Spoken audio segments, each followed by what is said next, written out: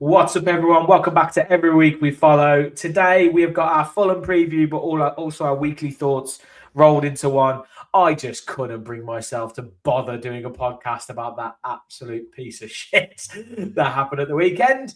Yeah. As I put on the thumbnail, pointless. Both in the number of points Villa got, and two, how purposeful that result was. Like, honestly, have you seen some of the fallout on social media from that game? People being like, we're not going to get Champions League. These players need to go. The players aren't all this stuff. I'm just like, mate, what is wrong with everyone? Like, yes, I understand. Yes, we are 8 points off of, we are 8 points clear in fifth. Yes, there's 4 games to go. Yes, technically we might not get the top 5. Yes, we want third, blah, blah, blah.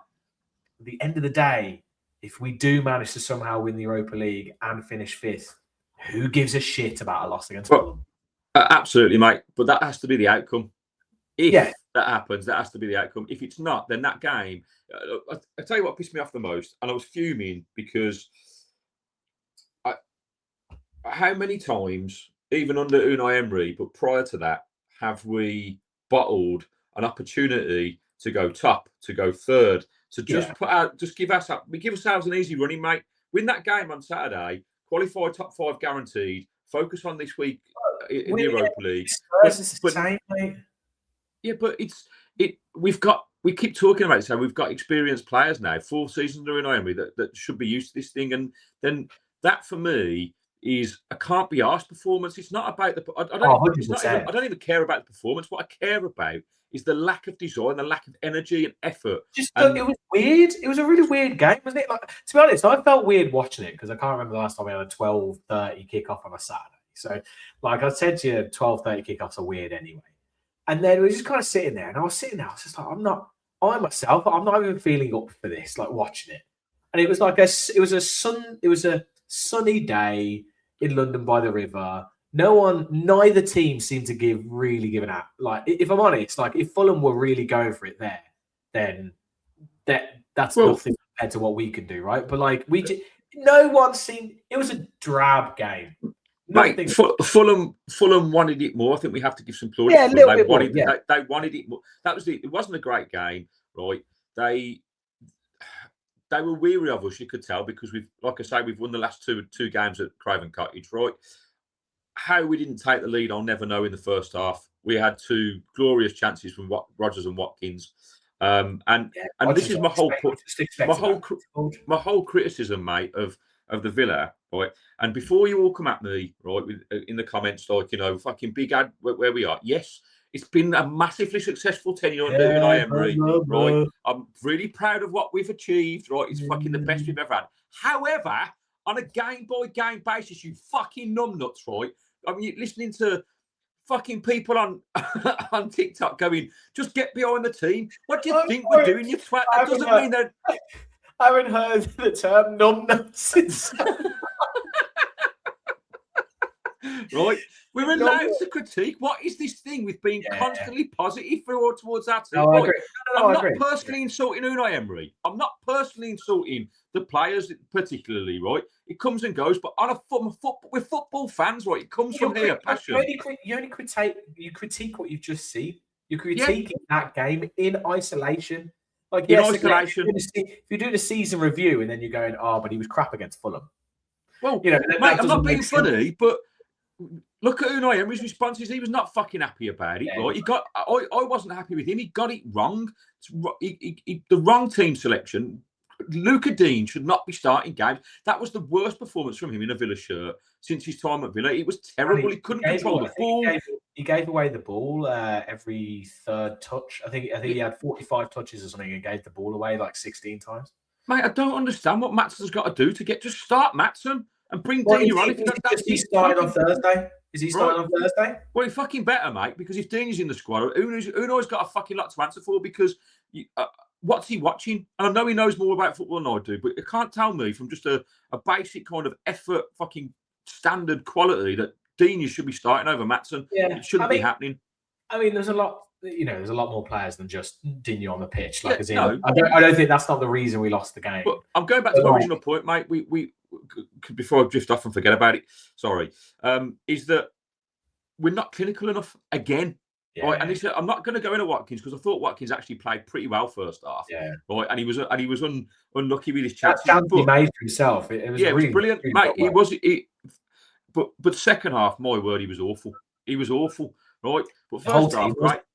But those two chances, if one of those goes in, we don't lose the game. Not saying we win it, but we don't lose the game, right? And it's frustrating because it's week in, week out that we're talking about golden opportunities being missed, right? At some point, right? Because we talk about it not being critical, but we have to be. How the fuck are we ever going to win anything, right? This week now, if you're Nottingham Forest after that performance you put in on Friday night against Sunderland, looking at Villa going, if that Villa turns up, we're going to fucking spank them. And you go at them, right, and fucking frustrate them. Is it something we haven't won in our last 6 away? Yeah, no, last time we won was Newcastle away, 8 games. Yeah. It's not good enough, right? And you go with Forest, you go, well, look at how Fulham played against us to beat us. It was really simple. They pressed us really well, which we know that Fulham did well against Brentford, but then they got back when they needed to, and we were void of anything. And the reason why we were void of anything because we were trying to play fucking walking pace football, no creativity, no fucking movement.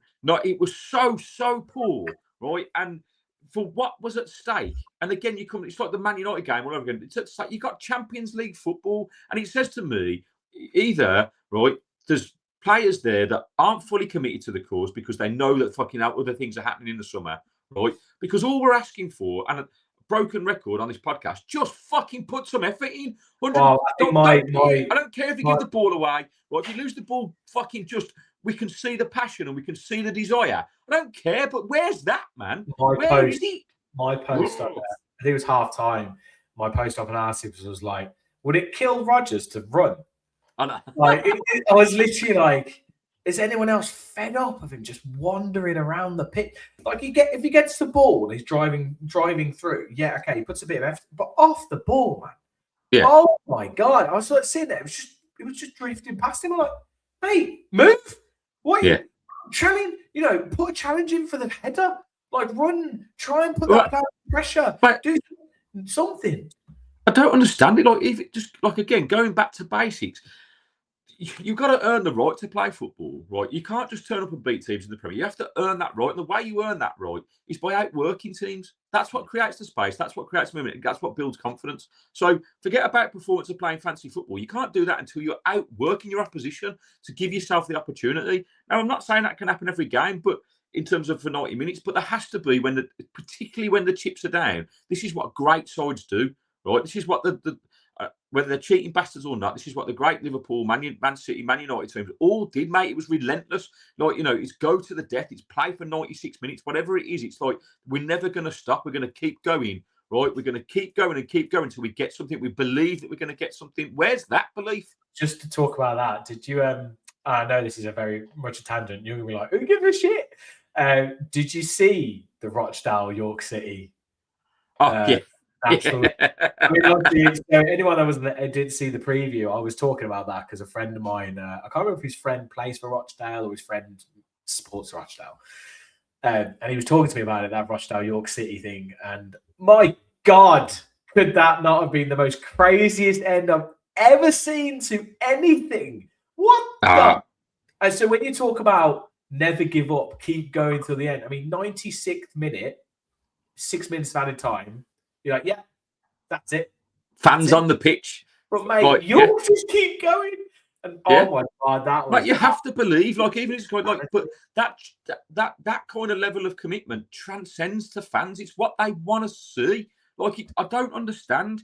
Like, I think that was the biggest disappointment for me. Was that even when we went 1-0 down, I was like, I think I said as well in WhatsApp, I think I said, we could play for 90 days here and I don't think we'll score. It just looked like one of those days and one of those games where it was just like not at it at all.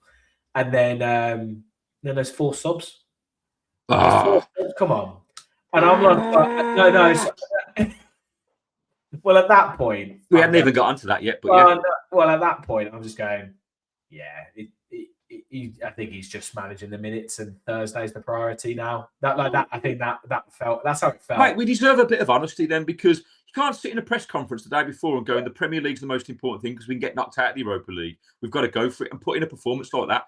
It's just unacceptable. I thought, like I said, what was it, 70 minutes? Barkley, what was it? Barkley, Bailey, Dougie. Yeah. Was it Matson? No, it wasn't Matson. It was Tammy. Oh, did he come on in that part of 4? Yeah. Okay, yeah. Well, it was just the second that. Who had a great chance, by the way. You know, created a brilliant chance. He did really well, and then just. So this is what I'm saying. We had 4 big opportunities. We had in the first half. We had what Rodgers should have scored. Watkins. I'm not begrudging that one because he created that opportunity himself, and he was unlucky, dragged it forward. But it was a good opportunity, and probably if his clinical scores right, then there was an opportunity where we broke away. Rodgers had to play. He tried to play a ball diagonally into Watkins, but he hit the defender. Watkins would have been 1-on-1. Now, he probably wouldn't have scored, but it's a big chance. If he gets that pass right, creates a big opportunity. And then Tammy's chance, which he creates himself, does all the hard work. And I'm like, mate, and his finish is just atrocious. What are they doing in fucking training, man? Like start. Like, I don't, like, just, I know it's different in the game, but, like, you practice pressurised finishing. That's what it's about. And the first moment, that's 2 chances, right?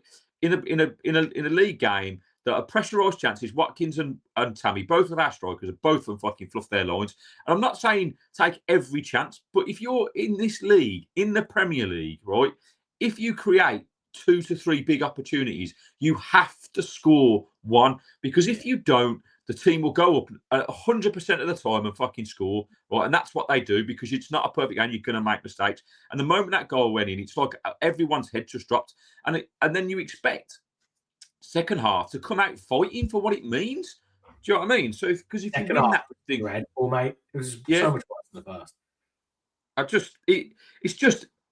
Look, I'm just frustrated still, and I haven't spoken about it since Saturday. I had a bit of a rant, but I kind of calmed down. But now when I talk about like flashbacks, it's like PTSD. It comes in, and then it takes me back to the end of last season, where you're so close again. And I've said it all season, mate, on the show. We're so close to greatness, and it feels like performances like that. Are we about to bottle it? Well, hopefully I'm wrong, and it's all like you just said there. It's kind of.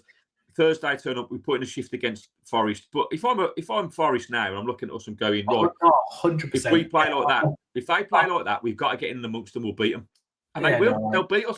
I agree. I know. I 100% agree on the Forest thing. I think, I mean, the Sunderland game was a bit bizarre for them. I don't know if you watched it, but everything just turned cold. They were quite fortunate. Mate, it did. They were the first 2 goals, mate. Lost the game. Like, it was Sunderland actually started the better of the 2 teams in the opening for 10-15 minutes, right? And then the first goal was an own goal, fucking freak head as it hits the player on the back of the head and deflects into the net. And the second one, the fucking keeper just passes the ball straight to him. Like, you couldn't get 2 easier goals to score. And obviously, then the third one's a decent finish. It's game over. Arguably, it should have been 1-0 at half time, and it's not. It ends up being 4 because Sunderland are all over the place. It's probably the worst performance from Sunderland all season. So I think. The Thursday's massive because for me, Thursday decides the tie. Like, as in, for me, if we lose that game, I think it's going to be very difficult at Villa Park. But I think if we, like we said before, parity or ahead, I think we win the tie. So I suppose we don't. The difficulties is like with how pragmatic Emery is and how we know he is. Does he go into like win that game? Does he go into not lose that game? Does he go, how do we, and obviously we're going to do our preview tomorrow on that. We'll have Graham and Andy hopefully on. So that'll be coming out tomorrow evening. But yeah, it's just more about the fact of like, if we get shell shocked, if we start slow and we come out this kind of like not really at it kind of mentality, Forest will come out all guns. I am convinced, mate. Because you they're going to go for it. You've hit the nail on the head there. It'll be decided, and Forest will see that as the opportunity to come at us and get a lead going into Villa Park. right? That's what they'll do. And you've rightly so. And why wouldn't they? They've just fucking scored 9 goals in 2 games. Right? They're going to come at us, and people are deluded. People have sent me comments going, "Oh, don't worry about Thursday. It's different pace in Europe." I'm like, mate, we're playing a Premier League team. It's the same. It's different pace. It's going to. What the fuck are you talking about? Mate, I mean, Graham said to me, "It will." He said it will feel different. He said because he said trust me. He said it will because obviously he's thinking back to like Liverpool and all that kind of stuff back in those days. And he said it will feel. He said it won't feel like a Premier League game. It will feel like a European. It will feel different. It won't feel like a domestic cup, all this kind of thing. I said, yeah, but the way, like we talked about, the way we generally set up in Europe, it's more. Some of our players are like better suited to Europe because the way European teams play and the pace of the game is slower. Yeah, like you're a Premier League team, so this is a Premier League in terms of on the pitch and what's happening. Yeah. It's a Premier League game, and it'll be physical. It will be high intensity. It'll be packed and hey, it's the kind of things we've just got to turn up.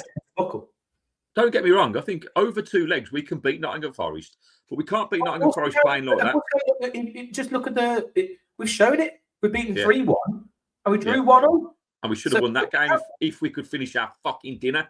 Like Jesus Christ, it comes down to that, right? Because that's what it'll be. And if I'm sitting here at the end of that game and we've got more missed opportunities. Right, it's time to step up to the plate, man. Like this is because that's how you win stuff. It can't be any excuses going, "Oh, Watkins, well, he ran well." No, mate, the time for that bollocks is fucking gone. Now's the time to be clinical. It's now to get those one chance, 1 goal. Fucking take your opportunity. That's what breeds success. None of this fucking get behind the team. Get behind the team. Of course, I'm all behind the team. I didn't mean that, but in terms of none of this fucking pussyfooting around and being let's all blow smoke up their arses, right? Well, it should be. Well, this is the thing that I can't remember who it was. Someone put a comment recently, something about I don't know if it was about Watkins or someone else, and it was just like getting behind them, and I was just like, there's a difference between supporting players and just blindly backing everyone just because.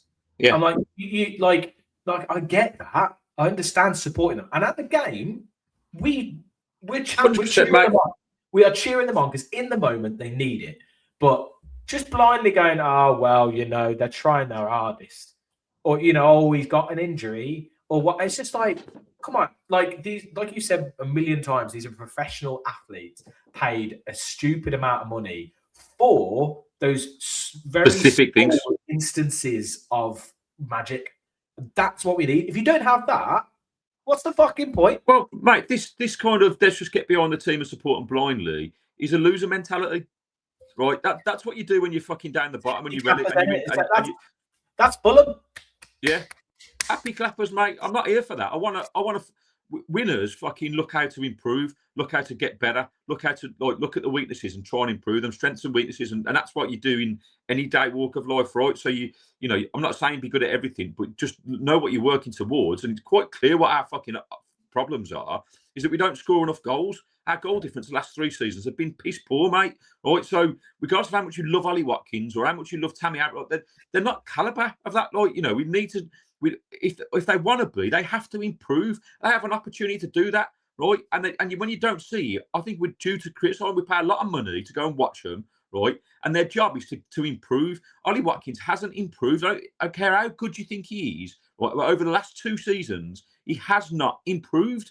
He's been on a start. It's great, and the stats look great, so you can sing it like, he scored, double figures in 3 seasons. Yeah, brilliant, but he should be 20 goals plus a season. He wants that. He knows himself. You spoke to Ollie Watkins. That's what he knows the required level is. That's not a saying necessarily that we always expect that of whoever's in front of us. We're just saying, based on the chances he gets and what he does, and if he was just a bit more clinical, he would get 20 goals. So that's what we're saying. We're not saying he needs to be a completely different striker. We're saying not saying he needs to be Harry Kane, not saying he needs to be fucking Messi, but we're talking about development for his own development at 30 years old, right?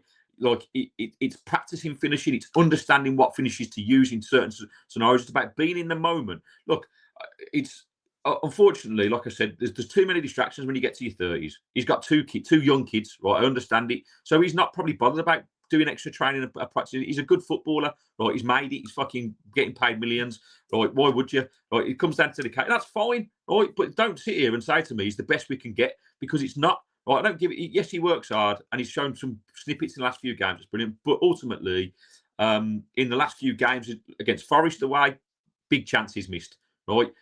Yesterday, on Saturday, big chances missed. Like, it's just 33 last season. Like, how many fucking times, do you know what I mean? Like, do you go, oh, well, at least he's working hard? I don't, like, I get it. It's great stats. He'll go down in history. I'm buzzing for him that he's got 100 goals for the Villa. It's absolutely magnificent achievement. I'm so proud of him.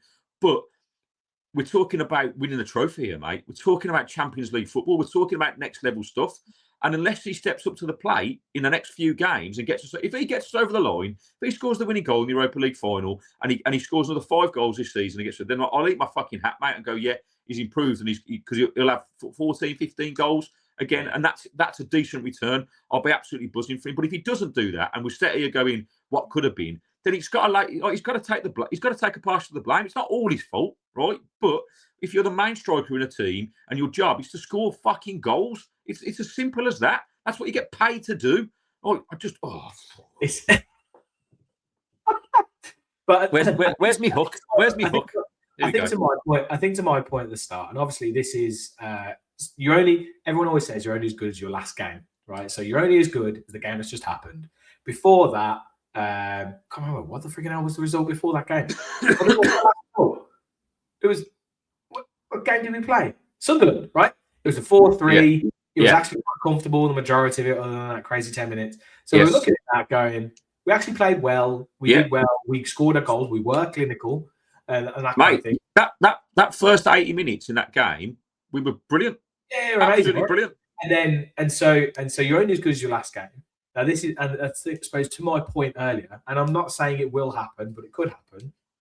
We go and beat Forest, beat Spurs. Who gives a shit about this Fulham game? Oh yeah, of course. Yeah. This is my point. This is what I'm saying. It's just point. It's pointless. It's just another one of those games in there that's just and so for me, the semi-final Forest and semi-final Spurs and Burnley, right? They're the 4 games that this define our season.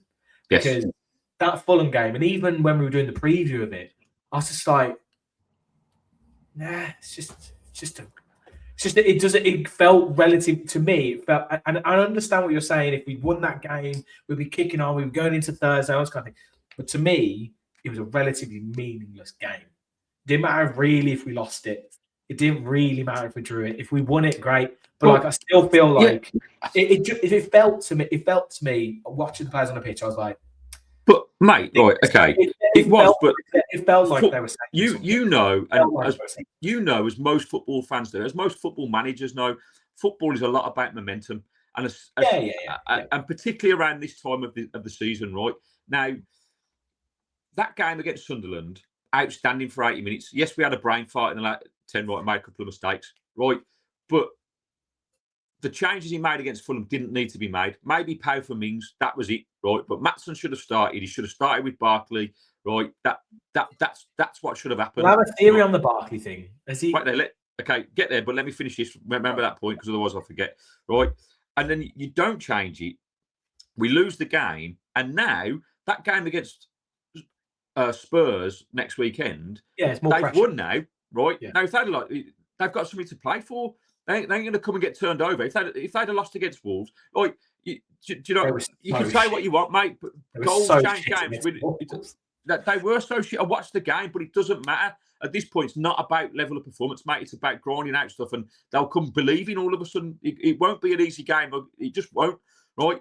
And if we turn up thinking it's going to be an easy game and we'll piss all over them, that's what you get. It's the same with the Fulham one, and it's the same with Forest. It doesn't matter, like, in terms of performance, it matters about application, it matters about your belief, and it matters about who wants it most. And as soon as Fulham scored on Saturday, we didn't look like we could have, like you said, we could have played for 3 games and not scored against Fulham. They were well organised, they wanted it more, they were first to every ball, and that's what I want to see against Forest, Spurs, and Burnley, because Burnley are down, right? So they've got freedom to play with. It's like they won't. It's like let's go with a bit of pride. They played really well against Man City on Wednesday, lost 1-0. They played really well. Burnley did. It's like, fucking hell, where's that been all season? There's no pressure on them anymore. And now all we've done by not beating Fulham is put pressure on ourselves. We've put pressure on ourselves to perform and get results. Whereas actually, if we'd have won on Saturday, the pressure on Thursday is kind of not as much because we could have.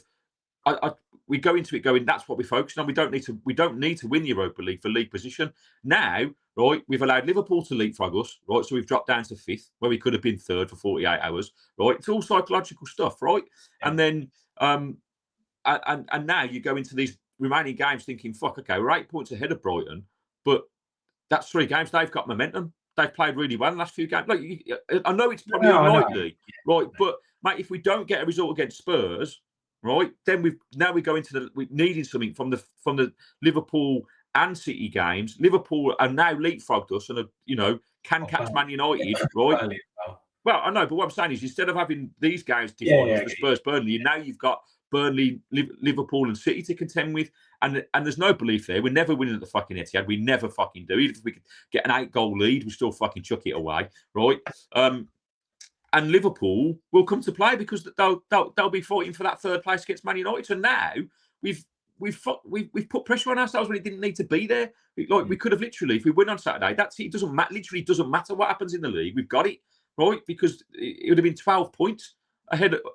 Or 11 points ahead of thinking, and they ain't getting that back in 3 games, right?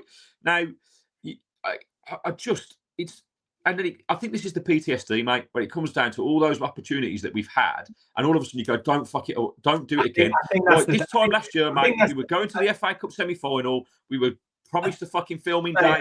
If it happened, it didn't happen. I think this is the thing, right? I think if you asked any neutral fan or asked, or you just objectively looked at it, forget the fucking Villa PTSD. And I know you can't because I know it has to. Well, because mate, 40 years of PTSD. I know you talk about the momentum, it's mentality of the players, all this kind of stuff, right? But you're 8 points clear with 4 games to go, and you're in a Europa League semi-final. Like you look at that and you go, it's like 8 points with 4 games to go. Nah. Like I know it can happen, and I know I could probably sit in there and someone's going to be cutting this. Some Brighton fan is going to be cutting my face out and just going, "This guy wanted," like it's just hilarious kind of thing. But yeah, I'm kind of sitting here going, I think that for me the league is not done, but it is. I think it's going to take care of itself. Like I think we even said, someone said in the comments, they said how many points for the last 4 games do you think we need? And I said realistically, maybe 0, like because it could all just like fuck itself up underneath us. But I would say probably 1. Like, I think we probably need a draw personally. But anyway, no. What I was going to say about Barkley, I have a theory. Is it that he's planning on? Is it because obviously Anan's out? Is he planning on playing Bogard on Thursday? So he needed him to have minutes before that game. Well, maybe, but Bogard didn't exactly pitch himself in fucking flowers on Saturday, mate. Who else is going to play there? Well, you've got a couple of options. You could play Dougie, right? You can drop McGinn back into that and play Sancho out on the right, like maybe. Like, mate, those are better options than what we saw on Saturday. It speaks volumes of Sancho. We're fucking paying a lot of money for him, mate. Why is he not being utilised? Bogard. Don't get me wrong, we've got time for Bogard. He's still very young. He's got a potential in likes him as well, by the looks of it. But we missed Onana massively. Mr. Glass. What the fuck's going on with that, mate? How has he been injured in a week where we've done fuck all? What's he done? There's so much potential in it. For a £50 million player, he spent more time on the fucking operating table than he has on the football field, and that's not great, mate. We need him. He just started to get to a point where I felt like he was injury free and he was playing games and he was getting momentum. I don't know if you've seen it. Is there any news on his injury? Or? Mate, I've heard nothing. Nothing's been. I've heard a couple of. Apparently, fucking hell. Apparently, it's a small muscle tear in the foot. He's out for 2 to 3 weeks. Fuck's sake. How's he done that? I was hoping, mate, that's bad news because on Saturday, I was going to say the only thing that I heard online was that he potentially was ill and he'd be back for Thursday. He had a bit of a stomach bug. But if what's that on? What are you reading that on? I mean, nothing legit. So, it's don't know. I think it's like a comment somewhere. Oh, So, okay. Well, let us know in the comments if you've if heard you have anything different about banana. Yeah, legitimate somewhere. Because all I've heard is speculation. That's why. But so we'll have to wait and see what happens. I'm sure we'll know more as we approach Thursday. Right. Xavi Simons is out for Spurs as well. He's ruptured his ACL. So perfect. Oh yeah, mate. That was. I mean, to be fair to Spurs as well, they lost Solanke in the first half through injury, and then the Simmons one didn't look good. They showed it in slow motion. His knee kind of just popped. And he was like, mate, he wanted to walk off, and the doctor was arguing, no, you've got to go on a fucking stretcher, mate. Your knee's gone. Like he obviously gutted because obviously World Cup. It's kind of, but that's in for him. So look, there is that. Spurs were crap. Wolves, I was hoping they would have won, but I was hoping just a draw. I was so happy when West Ham banged in that winner. I was like, right. yeah. I will say for those people who have come at me on Instagram about my predictions, right? I got results correct. It's so funny you did that whole video at the Oracle and the first two. I was just like, Gary, you've mate, I've been hounded. As I said to Michael, which wasn't in the edit, right? You watch now. There's something riding on this. I'm not going to get one of these fucking things right. And it was, but I had the West Ham Everton game correct to the 89th minute. It was 1-0 West Ham. That's what I said, and then fucking Everton equals. But I get the result because West Ham went on to win, so I got that right. Liverpool fucking 2-1. I guessed that right. Fucking 97th minute. Fucking Wirtz gets the third. Right, fuck off, you prick. Right. So, yeah, as it stands, I've still got one more to go tonight. I've said 1-1 between Man United and Brentford. So I'm 3 out of 6 fixtures or 7 fixtures. I'll take, mate.